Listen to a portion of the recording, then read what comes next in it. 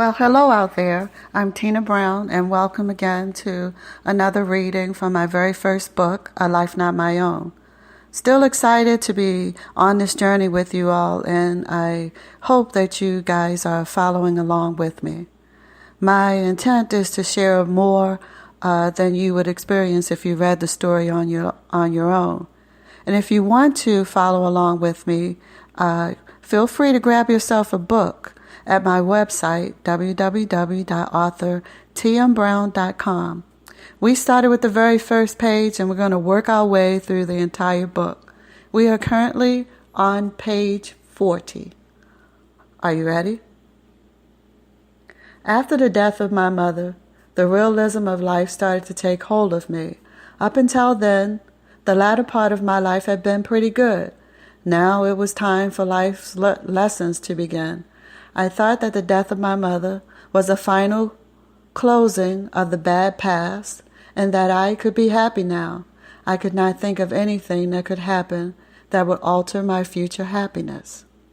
I still have 1 year left in order to complete junior high school. All of a sudden, it became very important for me to have a boyfriend. It wasn't that I was all that interested in boys yet. It was just a question of status and the effects of peer pressure. Like most teenagers, I wanted to be liked and to be part of a group. I didn't wear the latest fashions, couldn't hang out after school, and was not athletically inclined. To me, my facial features were disproportionate. I was skinny and my hair was thin and short. I was, for lack of a better term, a geek. At the time, my scholastic achievements were not seen as an asset that my peers placed much emphasis on, with the exception of other students holding geek status as well. During the time frame that I attended junior high school, having a boyfriend meant that there was a boy who showed a little more interest in you than the other boys did. This interest would be displayed by him sitting with you in the cafeteria, carrying your books, and the ultimate, writing your name on his jacket, pants, or any other personal possession visible to your peers.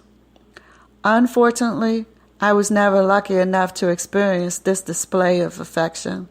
My male classmates' lack of interest forced me to place most of my energies on my schoolwork, and so I always maintained an A average.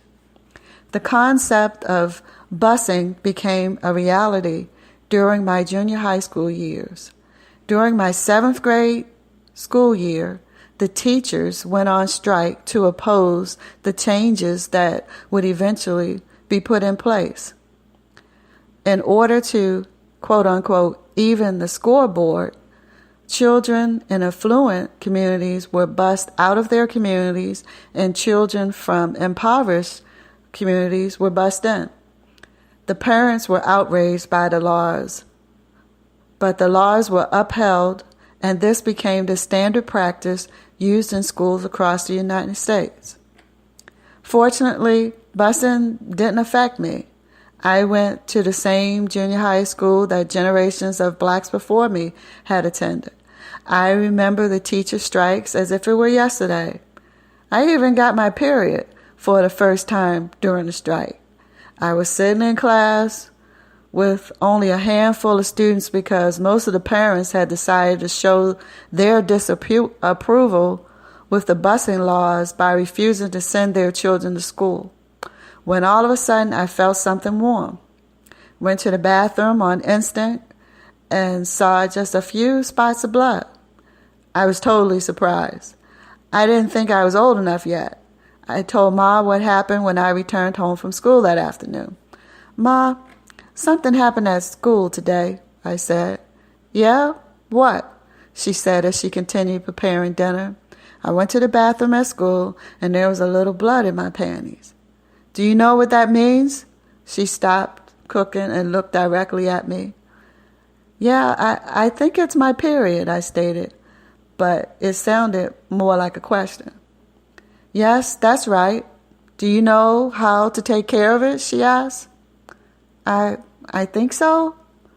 Okay. Although I said I knew what to do, I wasn't exactly sure I did. I had attended one meeting with the school nurse when I was in 6th grade. She explained to all the girls in my class how the female body matures, and we had discussed it briefly during summer camp the year before, but I still had a lot of questions. Maybe I could have asked Mom more questions, but I don't know, I just didn't feel comfortable. Instead, I did what I did when I didn't know about a certain topic. I went to the library and I read as much as I could to find out about the female body. Maybe if I had lived in this time frame, 2017, I could have just jumped on the internet and got more information than I could know what to do with. But back then, I went to the library. I had never seen Ma purchase feminine products or heard her make any comments on the subject of menstruation. I assumed that this topic was just another one of those topics that was not to be discussed. Therefore, I followed her lead and conducted myself in a similar manner, keeping it a secret, never saying when I was having my period, never even using the words period in the house. And that's sort of how we managed things back then. And that concludes the reading for today. I hope that you will join me again.